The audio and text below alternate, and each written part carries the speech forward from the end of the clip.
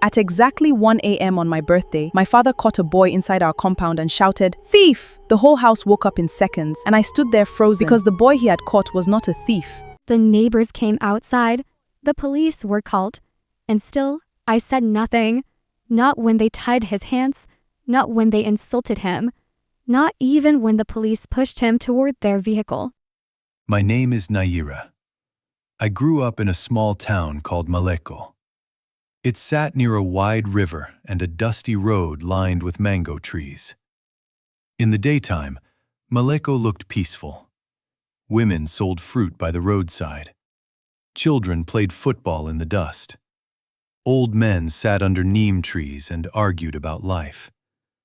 But at night, our town became a place of whispers. Every gate had a story. Every family had a secret. And in my family, the biggest secret was me. I was the only daughter of Baba Soran. People in town called him a strong man. Some called him honorable. Some called him proud. In our house, no one called him anything. We only listened. He was not the kind of father who asked what you wanted. He was the kind who told you what your life should be. He spoke. Everyone else obeyed. My mother, Layla, had a soft voice and tired eyes. She was not weak. She was careful. She had spent years learning how to survive my father's anger and silence. I learned that lesson very young. If my father found me laughing too loudly, he would stare until the laughter died. If he saw me talking to boys on the road, he would wait until we got home. Then he would speak slowly. And when Baba Soran spoke slowly, everyone in the house felt afraid. I was 19 that night. At least, that is what I had turned after midnight. I had no birthday dress, no party, no balloons. In our house, birthdays were quiet. My mother would whisper a prayer for me in the morning, and that was all. But that year was different. Because that year, someone knew I wanted more than prayers. Someone knew I wanted to feel seen. His name was Timati. I met Timati at the fruit market 6 months before my birthday. I was helping my mother buy tomatoes and cassava. A basket tore open near the roadside. Oranges rolled into the dust. Before I could bend down, a young man in a faded blue shirt rushed forward and started picking them up. He smiled while handing them back. Not the bold smile of a flirt. Not the careless smile of a boy showing off. It was a gentle smile. A careful smile. As if he knew life could embarrass people, and he did not want me to feel small. "Your oranges are trying to escape," he said. I laughed. Just once. Just for a second. But my mother saw it and quickly looked away. Women like her noticed danger before it arrived. After that day, I started seeing him everywhere. At the well, near the tailor's shop, at the road by the old school building. Sometimes he said hello. Sometimes he only nodded. He never crossed the line. Maybe that is why I trusted him. One evening, while I was returning from the market alone, he walked beside me for a short distance. Not too close, not too far. He told me his mother sold beads. He told me he repaired radios with his uncle. He told me he had stopped school early to work. Then he said something I never forgot. "Some people have loud dreams," he said. "But some people hide their dreams because they grew up in houses where dreams are dangerous." I looked at him in shock, because I had never told him anything about my home. But somehow, he understood. After that, our secret began. It was never the kind of love shown in movies. There were no dates, no hand-holding in public, no long walks by the river. Our love lived in hidden places. Short greetings, folded notes, quick glances, a smile that lasted only 2 seconds, a message erased before sunrise. Sometimes I felt foolish. What kind of love must live like a thief? But then I would remember the way he listened, the way he never pushed, the way he made me feel like a person, not a daughter under rules. And that was enough to keep my heart beating for him. 2 weeks before my birthday, he asked me a question. We were standing on opposite sides of the old fence behind my aunt's compound. "When is your birthday?" he asked. I hesitated. Then I told him. He smiled. "Then this year, someone will celebrate you." I panicked. "No. You must not come. My father will kill you." Tamari laughed softly. "I am not afraid of your father." I stared at him. "You should be." He became serious. "I am not afraid of him. I am afraid of hurting you. That is different." I went home trembling that day. Not because he had spoken too boldly, but because a small part of me wanted him to come. A small, foolish part of me wanted one crazy memory. One thing in my life that belonged only to me. On the evening before my birthday, the sky turned gray very early. Wind moved through the banana leaves behind our compound wall. By sunset, electricity was gone across half the town. My mother lit a lantern in the kitchen. My father ate in silence. My Uncle Kareem visited after night prayer and stayed longer than usual. Whenever electricity went out, he preferred to sit with us instead of in his own room. He said darkness made his room feel haunted. My father called him a coward. My uncle said surviving was not cowardice, it was wisdom. That night, I went to bed early, but I did not sleep. I kept thinking of Tamari's words. "This year, someone will celebrate you." I told myself he would not come. I told myself he was not stupid. I told myself no boy would climb the wall of Baba Soran's house. At around midnight, my mother came quietly into my room. She touched my hair, whispered a prayer, and kissed my forehead. "Happy birthday, my daughter," she said. I smiled in the dark. That alone should have been enough. But once a heart starts hoping, it becomes difficult to control. After she left, I sat near my window. Our compound was dark except for the weak lantern glow from the kitchen side. The night insects sang. A dog barked somewhere far away. Then everything became still. And then I heard it.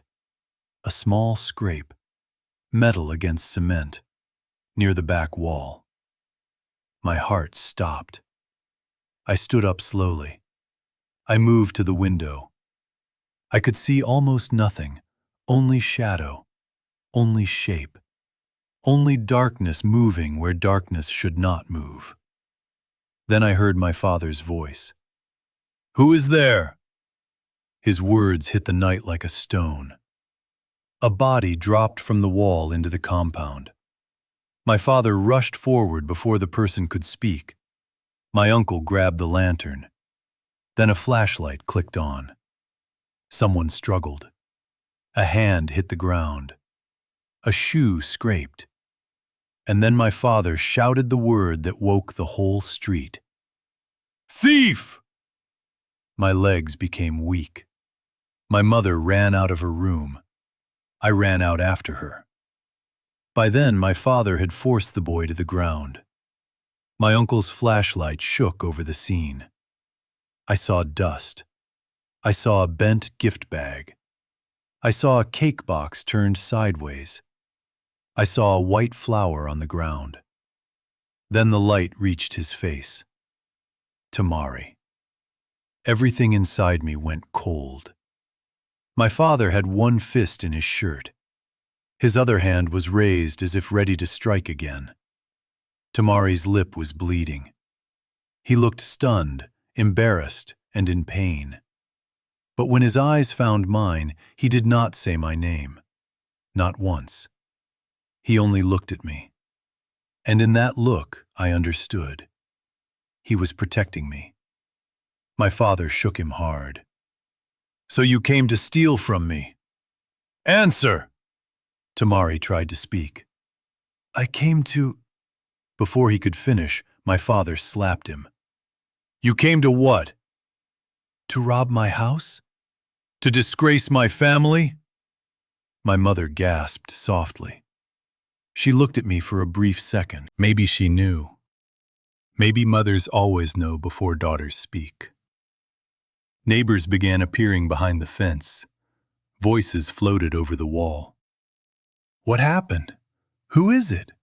Did they catch him? Is he armed?" Another neighbor shouted that the police should be called immediately. My father did not hesitate. He ordered my uncle to bring his phone.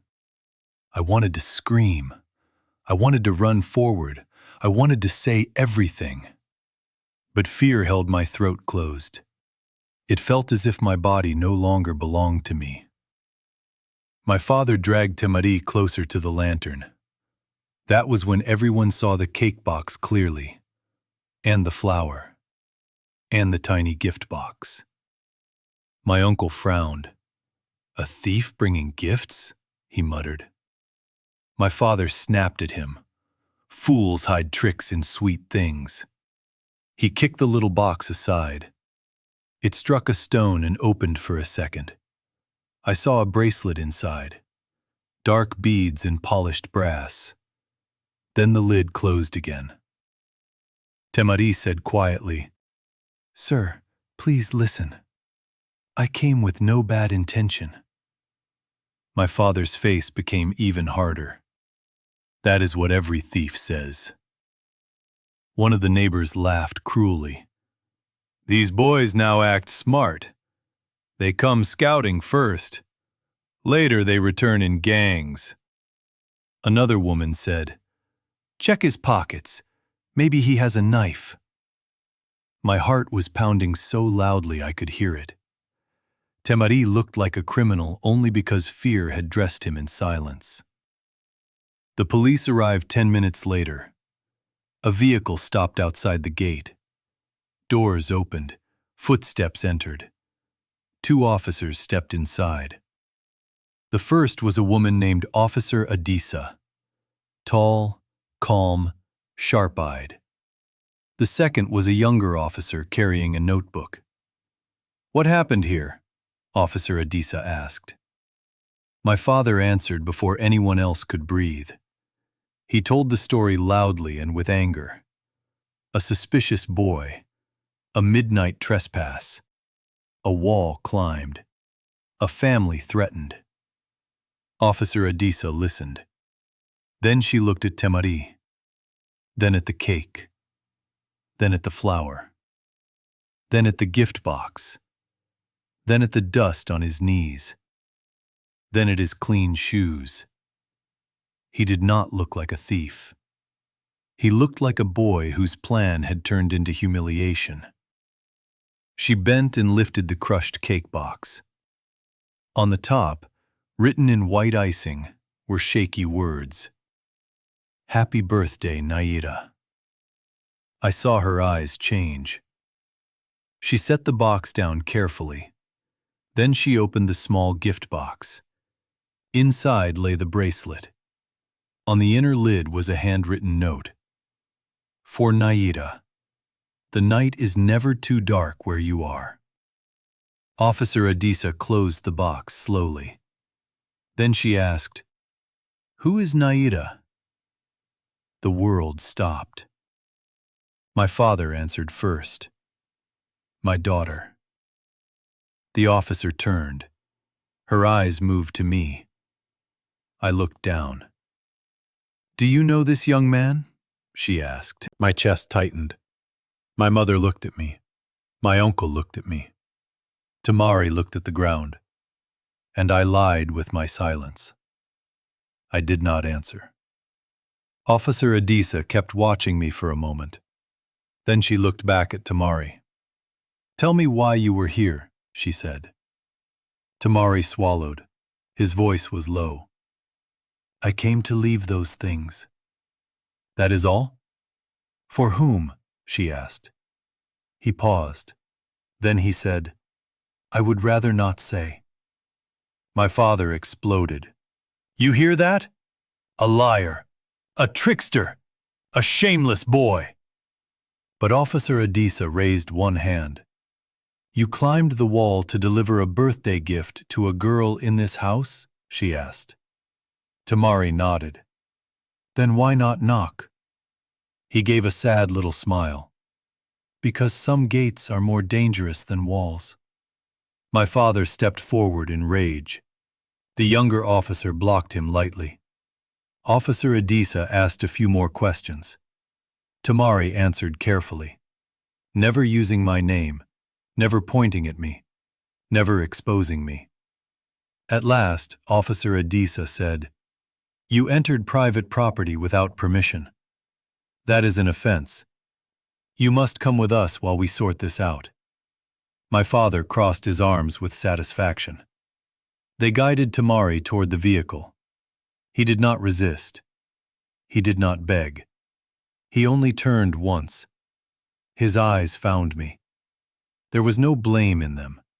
That was the worst part. If he had looked angry, maybe I could have hidden behind my own fear. But he looked only disappointed and sad.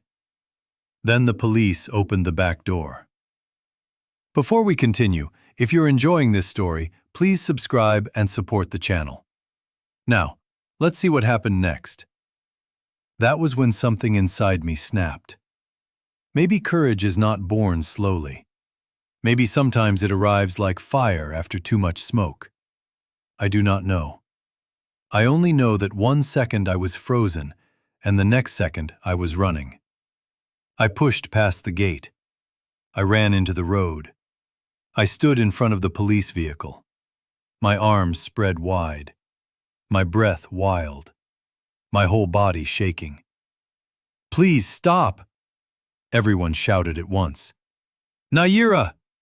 Move! What are you doing?" But I could not stop now.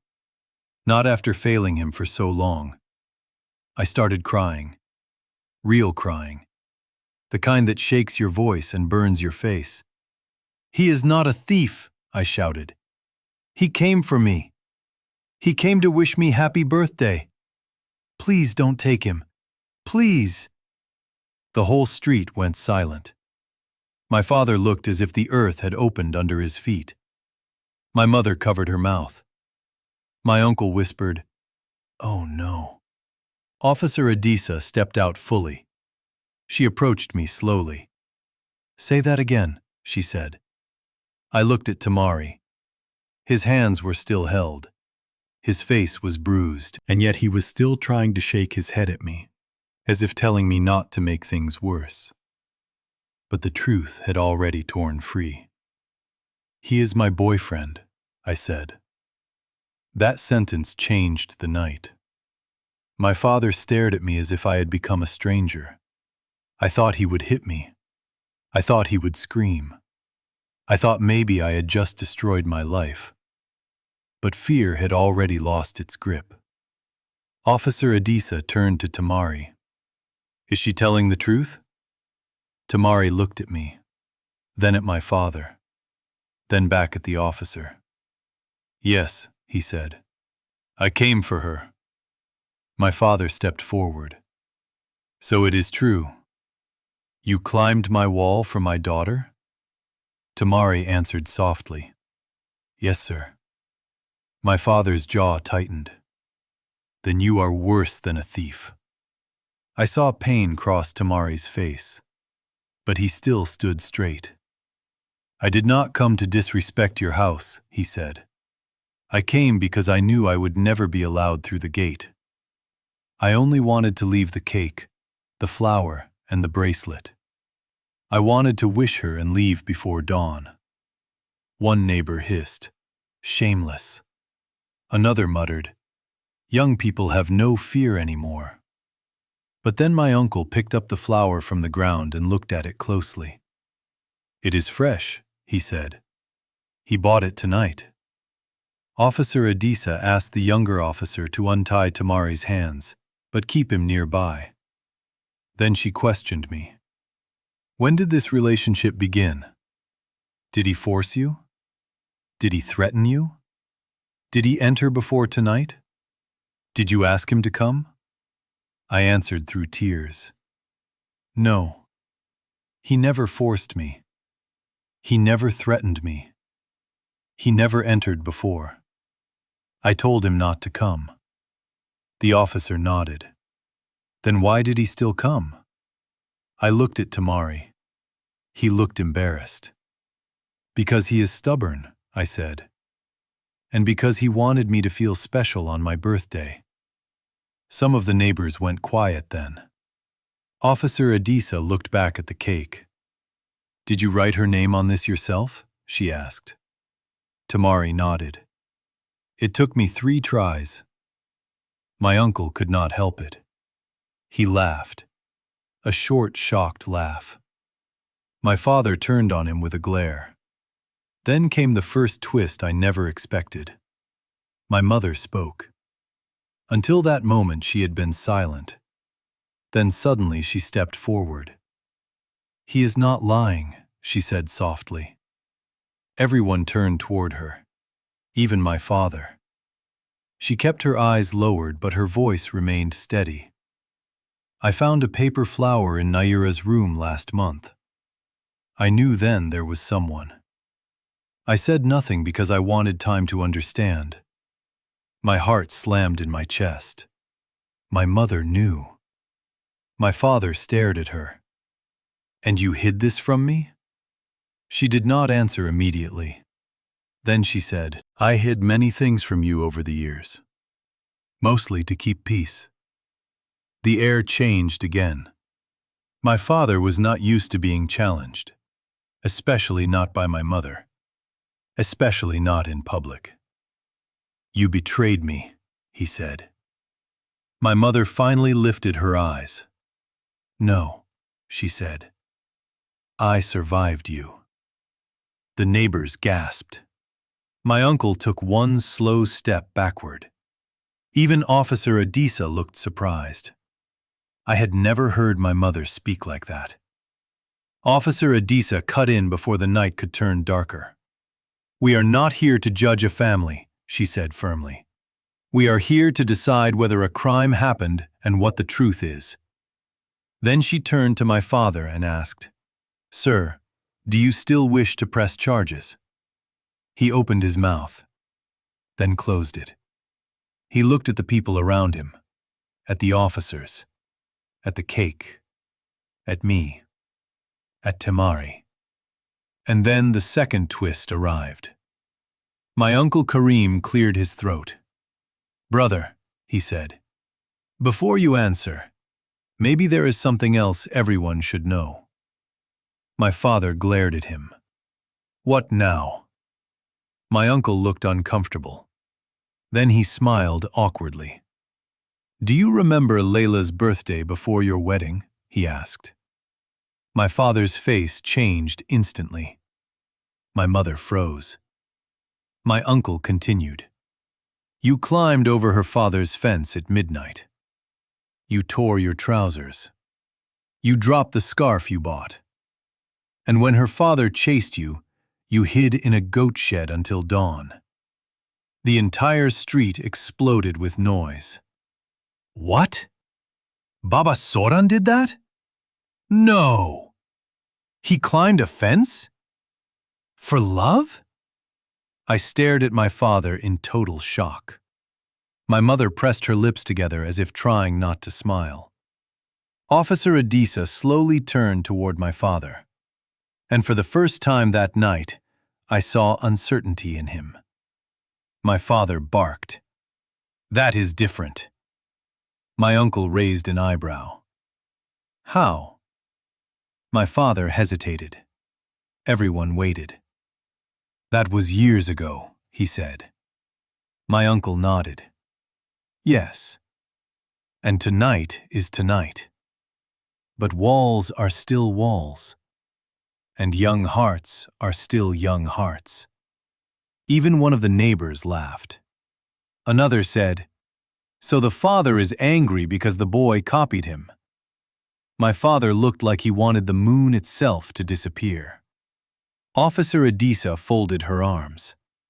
"Sir," she said calmly, "if your own past contains midnight fences and secret gifts, then perhaps what we have here is not a thief.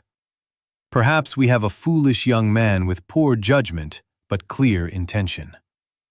My father's pride was fighting for its life. Then Temari did something I will never forget. Instead of using that moment to defend himself proudly, he bowed his head slightly and said, "I accept that I was wrong to come over the wall. I should have respected your house more, but my feelings for your daughter are honest.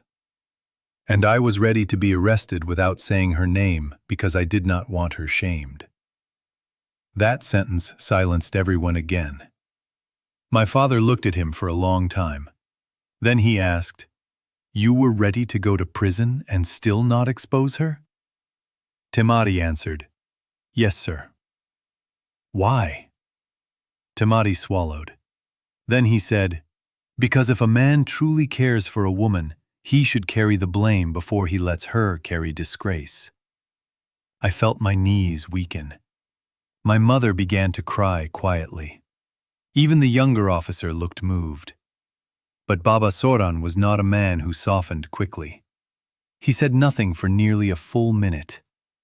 Then he bent down, picked up the bracelet box, opened it, read the note inside again. "For Naida, the night is never too dark where you are." He closed the box. Then he looked at me.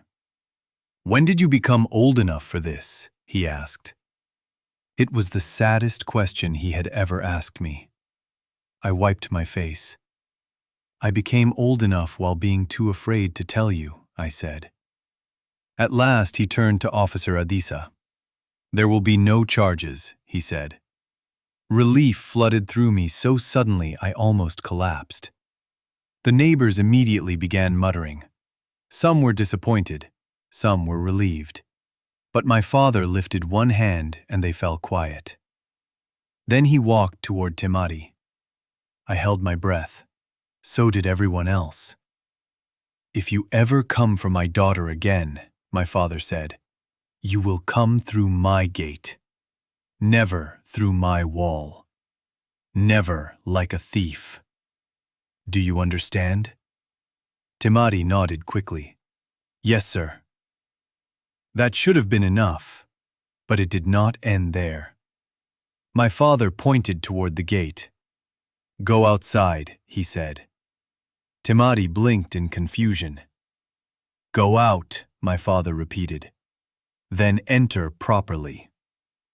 Temari stepped out through the gate, straightened his shirt, wiped blood from his lip, picked up the flour, lifted the damaged cake. And then, under the eyes of the whole street, he walked back in like a guest. My father stood by the gate while he entered, not smiling, not welcoming, but not rejecting either. My mother brought the lantern closer. My uncle placed the cake on an old metal tray. It was crushed on one side, but still standing. Someone found candles in a drawer. Only 3. Not 19, but 3 felt like enough. Temari stood in front of me.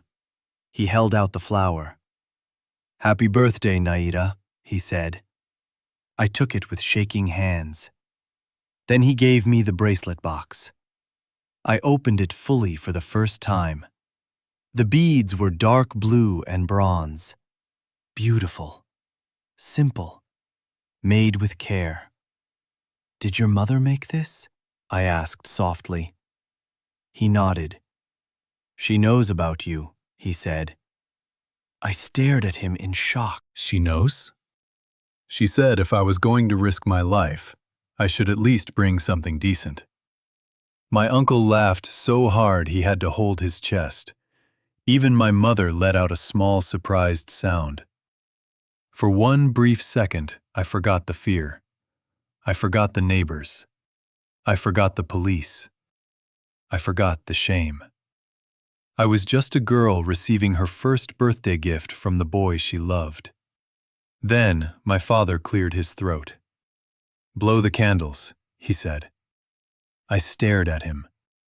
He looked away as if annoyed with himself. I said, "Blow them before they melt."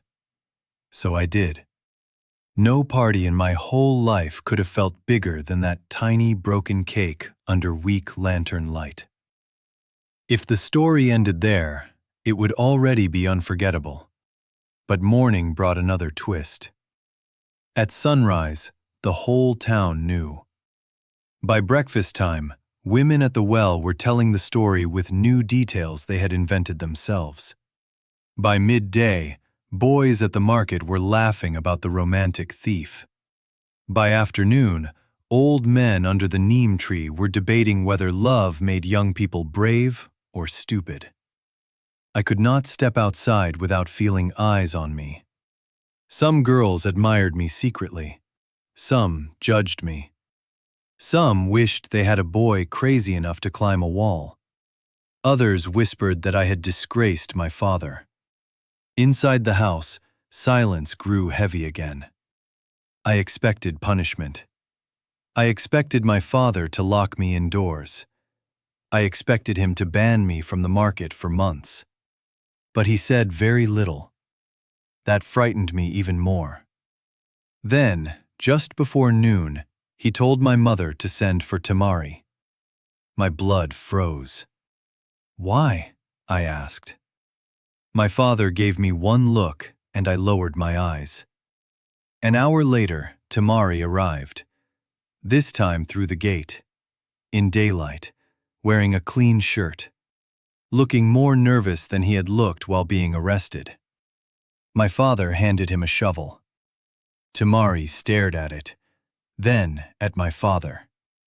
"If you have strength to climb walls for my daughter," my father said, "then you have strength to work honestly in this compound." I did not understand. Neither did Tamari. My uncle smiled first. Then I realized. This was a test. For 7 days, Tamari worked in our yard. He repaired the broken back fence. He cleared weeds around the cassava patch. He helped my uncle fix the leaking water tank. He repainted the old chicken coop door. He carried sacks of grain into storage. He even repaired our radio, which had not worked properly in 2 years. My father watched everything. He watched how Tamari greeted my mother respectfully. He watched how he never tried to speak to me alone. He watched how he worked even when the sun was cruel. He watched how he did not complain. He watched how he stayed after finishing one task to ask for another. By the 4th day, the house itself seemed confused. This boy, who had entered like danger, was now mending things no one else had cared enough to mend. On the 5th day, rain came suddenly in the afternoon. Heavy, warm rain, the kind that hits the roof like drums. My mother told everyone to come under shelter. Tamari stood at the doorway, soaked, unsure whether he was allowed inside. My father looked up from his chair and said, "If rain is falling from God, do not stand there behaving like a fool. Come in." It was the first time my father had invited him into the house. During that rain, while tea boiled and thunder rolled outside, my mother asked Tamari about his family. He answered politely. His father had died years ago. His mother sold beadwork and cloth wraps in the market. He repaired radios and small electrical things for income. He wanted one day to open a proper repair shop. My father asked him, "And how will dreams feed a wife?" Tamari answered, "By turning plans into work, sir. Dreams that stay in the mouth are lies. Dreams that enter the hands become bread. My father did not praise him, but he did not dismiss him either. That night, after Tamari left, I heard my parents speaking in low voices. I could not hear every word, but I heard my father say, "The boy has patience." My mother replied, "The boy has respect." That matters more. On the seventh day, after work was done, my father called Tamari to sit under the neem tree in the compound. I watched from the kitchen doorway. My hands would not stop trembling. My father spoke for a long time. Later, my uncle told me pieces. He asked Tamari about his intentions. He asked how a poor young man planned to build a future. He asked whether this was passing affection or serious purpose. He asked whether he understood the weight of involving a girl from a strict house. Tamari answered every question without running, without showing off, without pretending to be bigger than he was. At last, my father said to him, "A man is not measured by the courage he shows in darkness. He is measured by the discipline he shows in daylight. If your intentions remain clean, come back with your family. Come back openly. Come back when you can speak without hiding." When my uncle told me those words, I sat down and cried. Not out of sadness, out of relief so deep it felt painful. But life does not become easy just because one night ends well. The town kept talking. Some people said my father had grown weak. Some said I had used tears to manipulate him. Some said Tamari was clever and had acted the whole thing like a drama.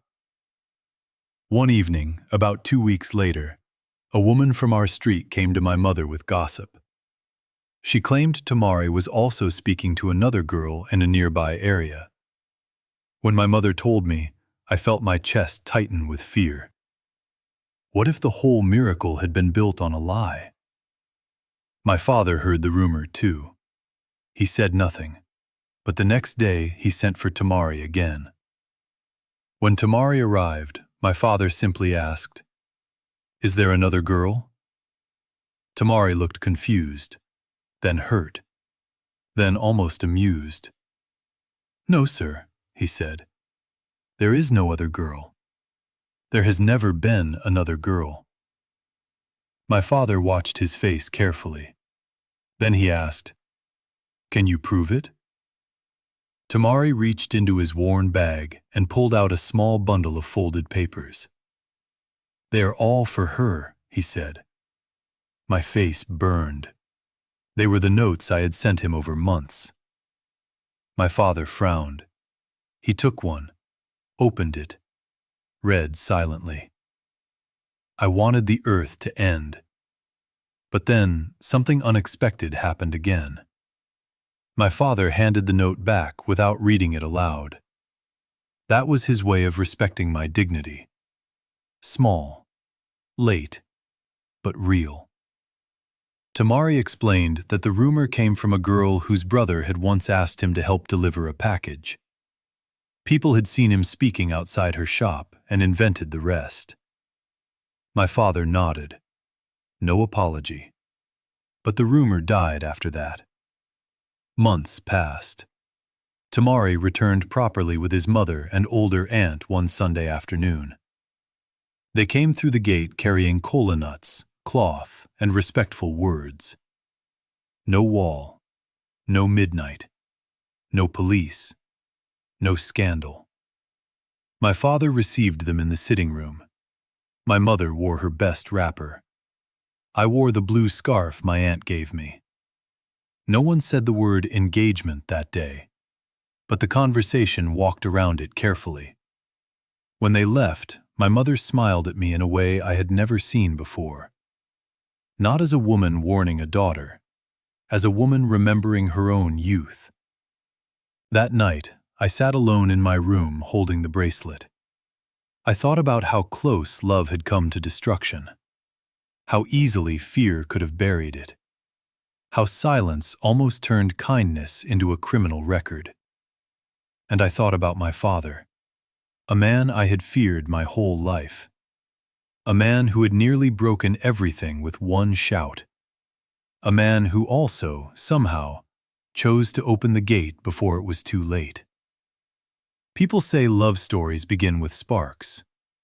Mine began with accusation, with dust, with bruised lips, with a broken cake and police lights. People say fathers protect daughters. Sometimes they do. Sometimes they protect so hard they become walls. And sometimes those walls are so high that even good things must arrive looking like trouble. What Tamari did that night was foolish. He should not have climbed that wall. He should not have risked so much for one birthday wish. But I also knew this. In a world where girls like me were taught to shrink, his foolishness was the first thing that ever made me feel worth celebrating. Years later, when I think back to that night, I do not remember the neighbors first. I do not remember the shame first. I do not even remember my father's anger first. I remember the cake. Crushed on one side, his handwriting uneven, my name written carefully in icing. Proof that someone had stood in the dark trying 3 times just to make me feel special. I remember the flour on the dust. I remember the note in the bracelet box. I remember the moment fear lost against truth. I remember my mother's voice growing strong. I remember my uncle exposing my father's old love crime. I remember Officer Adisa watching all of us like someone who understood that some nights are not about law alone. And most of all, I remember the moment my father said, "Go out. Then come in properly." That sentence was bigger than permission. It was a bridge. From fear to honesty. From secrecy to respect. From wall to gate. The boy my father called a thief did not steal anything that night. He brought a flower, a bracelet, a broken cake, and a courage I did not yet have. He stood silent to protect my name. He accepted blame before exposing me. He returned in daylight when asked. He worked before asking for a future. And in doing so, he taught me something I never learned in my father's house. Real love does not only feel deeply, it stands steadily. It takes shame if it must. It waits if it should. It enters through the gate when the time comes. And me? I learned that silence can save you for a moment and wound you for a lifetime. I learned that fear can make innocent people look guilty. I learned that parents are not always the heroes of our stories. Sometimes they are the obstacle. Sometimes they are the lesson. And sometimes, if truth reaches them in time, they become the gatekeepers of a better ending. That birthday changed everything. Before that night, I was a girl who whispered. After that night, I became a girl who knew her voice could stop a moving car.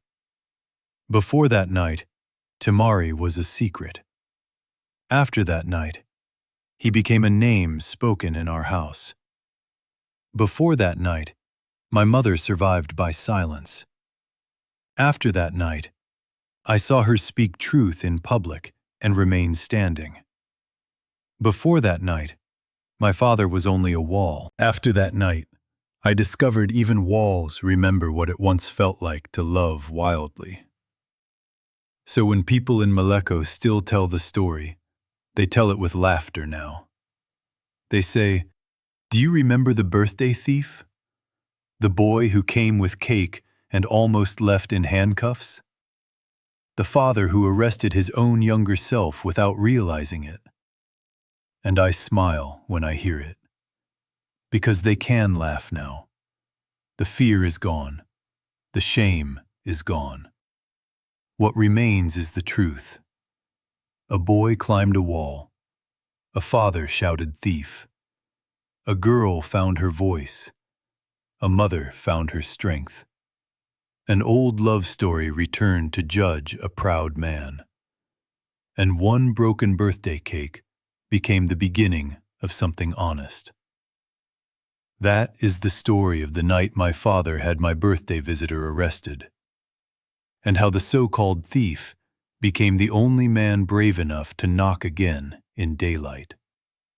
And if you ask me what the real gift was that night, it was not the bracelet. It was not the flower. It was not even the cake. The real gift was this. For the first time in my life, love did not arrive as a dream. It arrived at my father's wall, survived his anger, faced the police, and still chose to enter through the gate.